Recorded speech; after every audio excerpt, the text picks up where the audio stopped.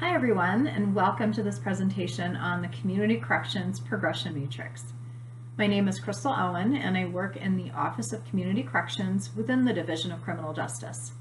I'm joined today by my colleagues Lana, Bree, Amanda, and Sophie from the Embark program in Denver.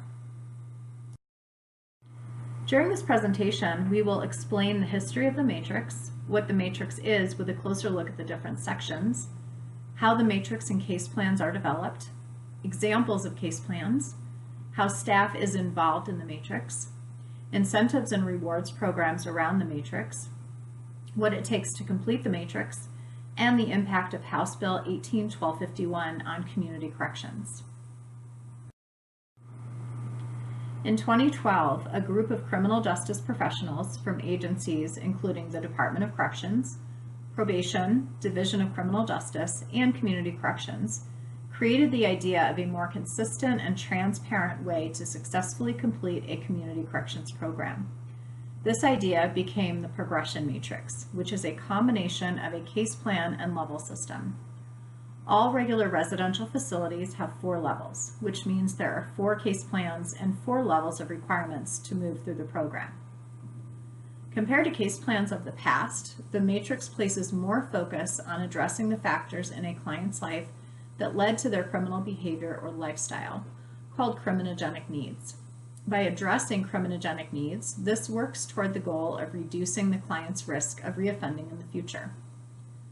The length of stay in a program for successful completion looks a little different for each client and is based on the client's individual progress on addressing their criminogenic needs and the level system requirements. Programs provide a variety of incentives to complete case plans and move through the levels, such as increasing privileges and leisure time. Overall, the goal of the matrix is to improve the success rate of community corrections completions.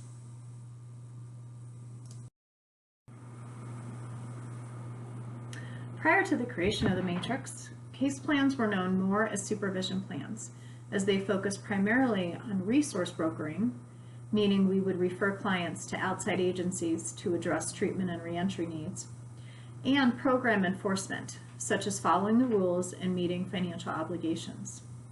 The matrix places more emphasis on program staff becoming change agents, those who are skilled in motivating and supporting behavior change, and on individualizing each case plan for each client. So what exactly is the progression matrix? The matrix is a client's roadmap through the program, showing what it takes to complete successfully in 3 areas: criminogenic risk factors, stability factors, and behavioral factors. This roadmap provides transparency from the get-go, so each client knows what to expect throughout their stay. Regular residential programs have 4 levels to work through, and there is a matrix and case plan developed per level and based on the 8 guiding principles of risk reduction. We will now look at these concepts more closely. This slide is the graphic for the 8 guiding principles for recidivism reduction, what research tells us works to help reduce risk for reoffending. In brief, the 6 principles in the circle are represented by a ribbon to show how they are all connected and dependent on each other to get the best outcomes. And at the foundation is using valid and reliable assessments to assess the client's level of risk and identify criminogenic needs. These assessments help provide the focus for gauging and working to increase the client's motivation to make changes in those criminogenic areas. These are both necessary to create individualized case plans for programming and treatment, also called targeting interventions. For people to successfully make changes in their behavior, they often need to learn new skills and should receive positive reinforcement as they work toward behavior change, as well as utilize a positive support system in their communities. These 6 principles should happen regularly and throughout the client's stay in the program. The 2 principles in the outer circle represent continually measuring progress toward change and providing feedback to that progress. Now let's look at the progression matrix in detail. It serves as a snapshot or roadmap of the client's general requirements to move through the 4 levels and complete the program successfully, and is divided into 3 sections: criminogenic risk factors, stabilization factors, and behavioral factors. In the next 3 slides, we will look at each of these sections close up. The top section focuses on criminogenic risk factors, such as criminal attitudes, criminal companions, and substance use disorders that are identified through the assessment process. So this section is individualized to each client. Clients may address 1, 2, or 3 risk factors per level, depending on their needs. You will also notice a target of 8 weeks per level. This is based on data for average length of stay of 210 days for clients who have completed a community corrections program successfully. This equates to approximately 8 weeks per level over 4 levels and merely gives the client an idea of how to pace their progress. Some clients move more quickly and some take more time. And some levels may be easier to move through and some levels may take more work. Other types of matrix plans may target 5 weeks for a shorter stay or 12 weeks for specialized programs. Stabilization factors make up the program's level system. These general goals are a starting place around which the programs develop more specifics. For example, in Level 1, a goal is to obtain employment.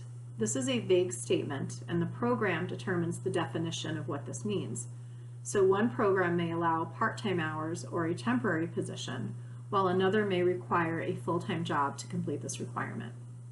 You will also notice a progression through the levels for some of these, such as starting with enrolling in treatment, attending treatment, and continue receiving positive reports or complete treatment. Programs may also add requirements to their level system beyond what you see here. Completion of all requirements on each level is necessary for moving to the next. Behavioral factors include not only compliance with program rules and avoiding write-ups, but also demonstrating pro-social behavior, which could include helping out other clients or community involvement.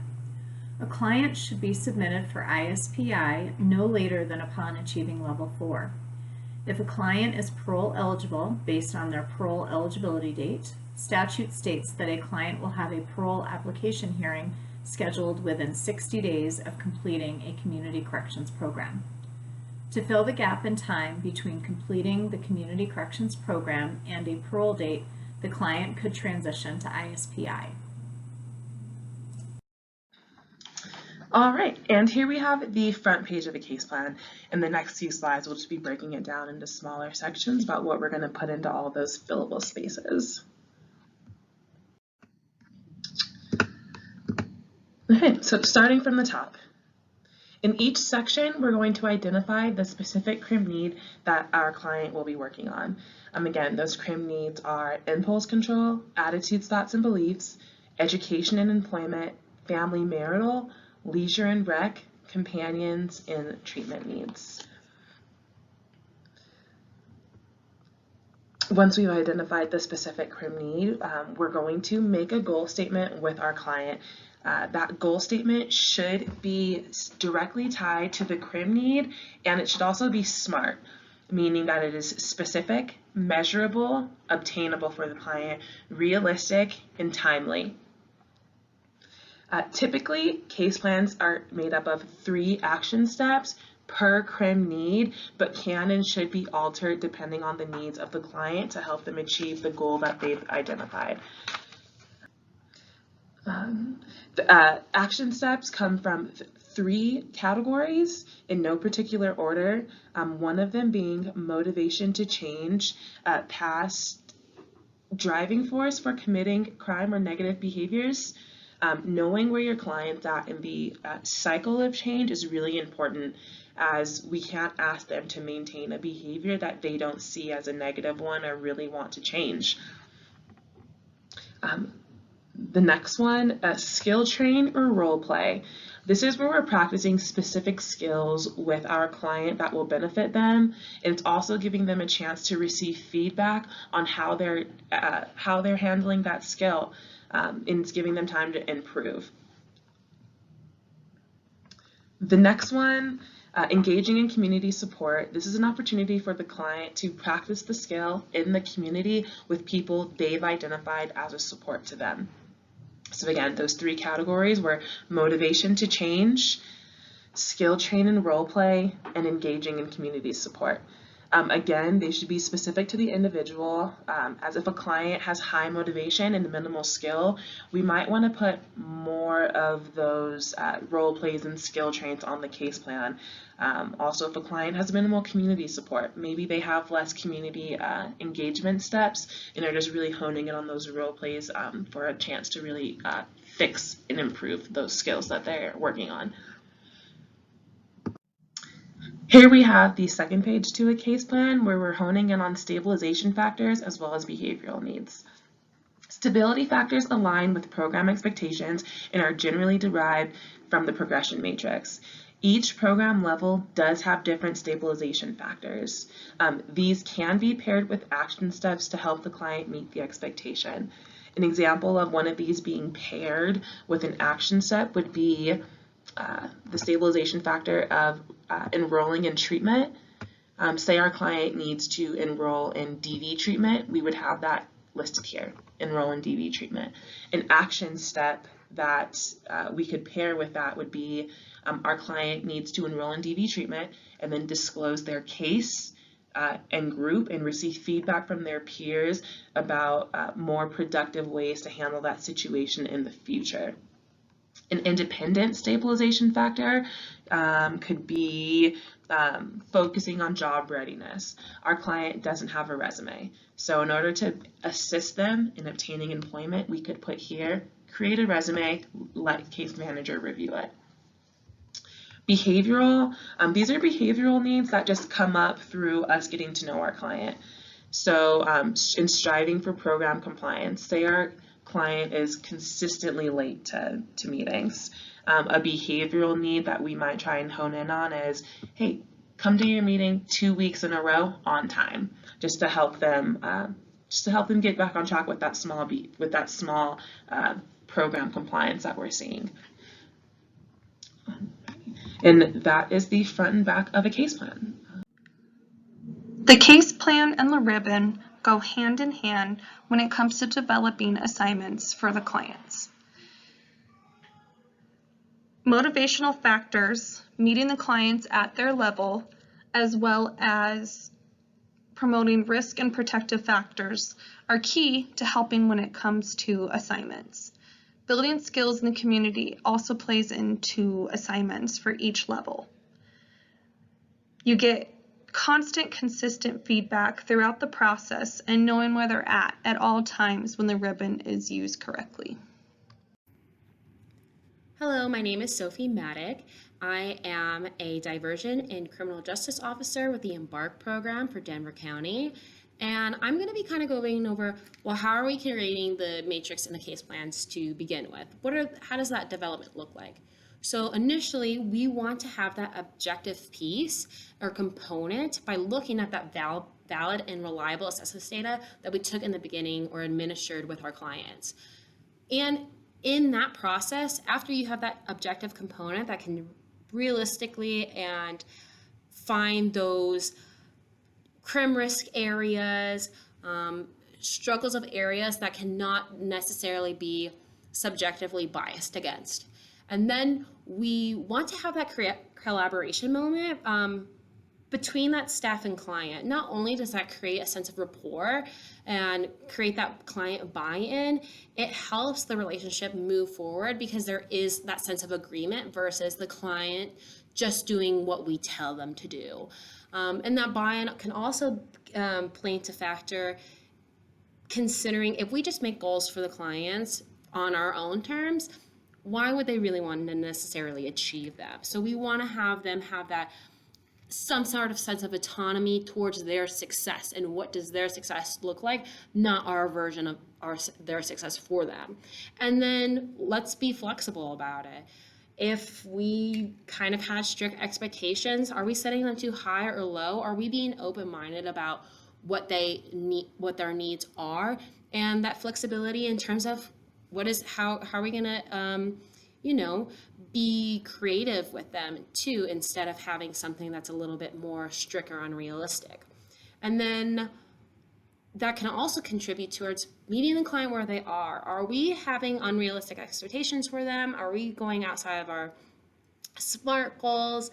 And then are we considering responsivity factors, which we will get a little bit more into in the next slide. So what about protective and responsivity factors? Protective factors are areas of strength a client possesses. So those things may be employment skills, strong family ties, pro-social companions, sobriety. And then there's responsivity factors, and those are individual attributes a client possesses. So those things might be mental illness or cognitive impairment, gender, culture, ethnicity, motivation, or their readiness to change. We want to make sure that we're taking these things into consideration when creating a case plan with the client to ensure that they can achieve their goals.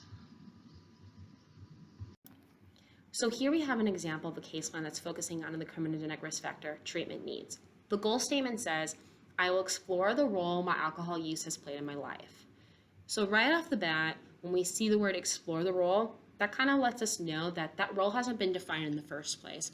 Is it responsible or is it reckless? And that gives us the sense of stage of change might be in pre-contemplation or contemplation.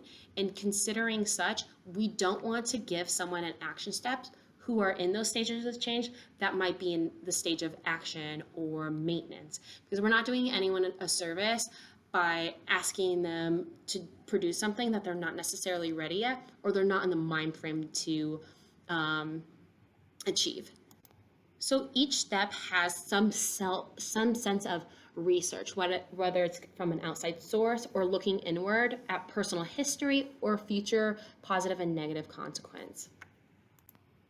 Those all have that sense of building that intrinsic motivation to say, is this behavior in my life going to be beneficial or harmful towards my future?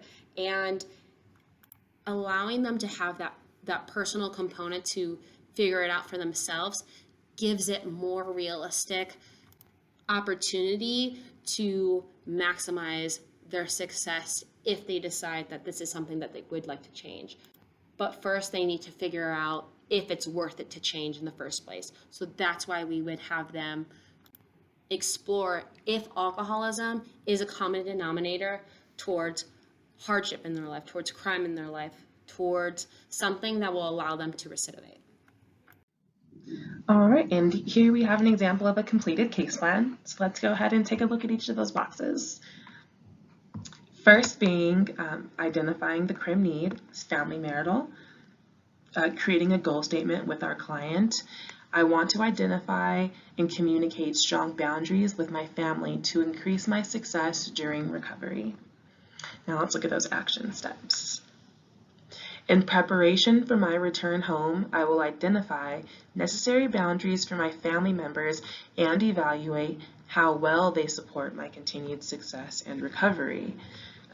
So this action step is future-based, as our client is probably a little bit further along in that cycle of change, maybe in that action or maintenance stage where they've identified a problem and now they're actively working on correcting it. The next step, I will practice with case manager how to communicate boundary to family and the importance of those boundaries for my ongoing success. My case manager will select one boundary to break, and I will practice how to reinforce that boundary with family. So that second step, giving a client the opportunity to practice a skill and receive feedback. And the third step, with my wife, I will have the conversation I practice and ask the following questions. How do you feel about the boundaries I want to set that I believe are necessary for me to be successful? What boundaries do you have for me for when I return home? What boundaries should we have together for other family members for when I return home? That third step, engaging in community support. Giving the client a chance to really, in real time, execute that skill with the person that they identified in the community as a support to them. Because we have the option of choosing from those three categories to create those action steps, which were motivation to change, skill train and role play, and engaging in that community support. Our primary role as staff is to help the client successfully complete the program and transition into the community. So how do we support clients in their progress? One of the things you want to do is help remove barriers. So that might look like having a specific teaching style to cater to an individual based upon their needs there, or taking into consideration someone's mental health and ensuring that medication management is on board if that is appropriate. Want to continue to conduct skill training throughout the program, and that would be things like role plays, and that's to ensure that clients can demonstrate the skills that are being taught throughout the program. You want to provide feedback that's constant and continuous throughout the program, and you want to respond to behaviors with swiftness and certainty. So if a client was to violate a program rule, you want to make sure that the appropriate write-up process occurs and the sanction process timeline is adhered to.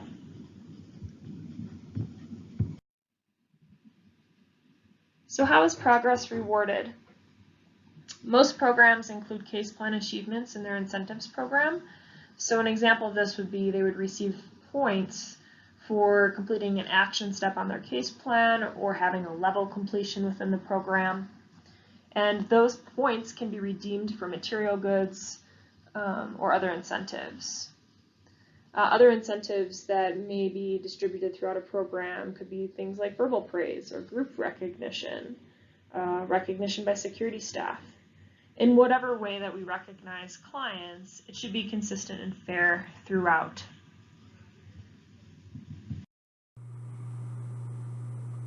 Sometimes things don't go as planned, and a client cannot complete an action step or fulfill a requirement. The COVID-19 pandemic has certainly provided several examples of this, such as the client being unable to obtain or maintain employment, attend treatment sessions on a regular basis, or engage with community support systems. Even in non-pandemic times, occasionally a client's goal becomes an obstacle to progression in the program.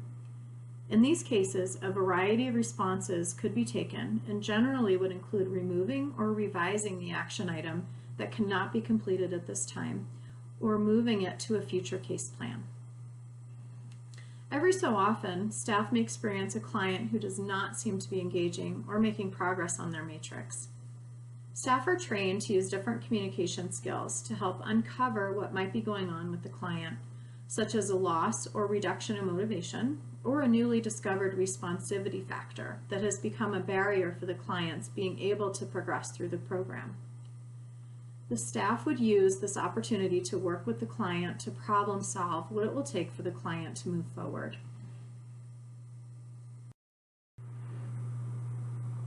Successful program completion is defined as the clients completing all case plan and level system requirements for the 4 levels and any additional program expectations, and as having demonstrated a level of stability and readiness to step down to a lower level of supervision, either ISPI or parole.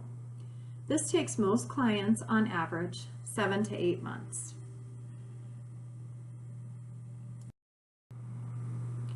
Signed into law on May 24, 2018, House Bill 18-1251 contains a section stating that upon a client's completion of a community corrections program, the parole board will schedule a parole application hearing for that client within 60 days. To deny parole for a client in this situation, it takes a majority of the full board. As discussed earlier in this presentation, ISPI can be used to fill a gap in time between completing the community corrections program and a parole date. If you have any questions on the community corrections progression matrix, please reach out to me by phone or email. Thank you for watching this presentation.